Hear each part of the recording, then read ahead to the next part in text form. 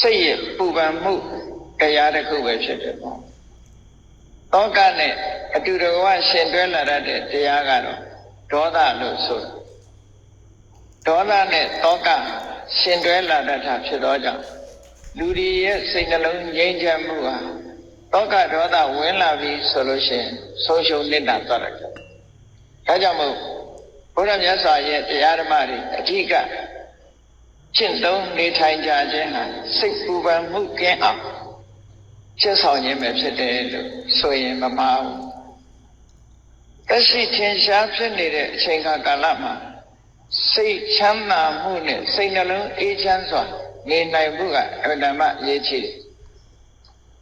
တောကဟာ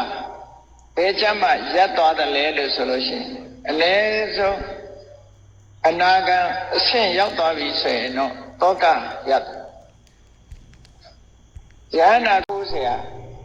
အာကိုယုံကြည်မှုမရှိဘူးဆိုရင်ဘယ်ဟာကိုအာကိုမှာလဲဒီပြင်ဘာသာတွေမှာဟောတဲ့တရားတွေဆိုလို့ရှိရင်ဒါမျိုးတစ်ခုမှမပါဘူးနော်အဆင့်မြင့်လာတဲ့တရားအဆင့်တောင်သိအမြင့်ကြီးမဟုတ်ဘူး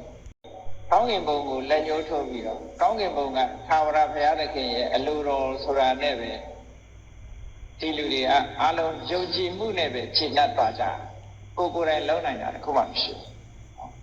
ဘုရားတရားတော်ကအဲ့ဒါမျိုးမဟုတ်ဘူးကောင်းကင်ဘုံကိုလက်ညှိုးထိုးပြီးပြောစရာလည်းမလိုဘူး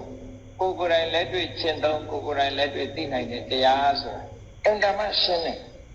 အင်တာမရှင်းသည့်အတွက်ကြောင့်တဆင့်ကဟောပြောရတဲ့တရားမျိုးလည်းမဟုတ်ဘူးအခြားတရားတွေဆိုလို့ရှိရင်တဆင့်ကနေကြီးပဲတဆင့်ကနေကမှမီဒီယာတာတွေကနေတဆင့်သိကြ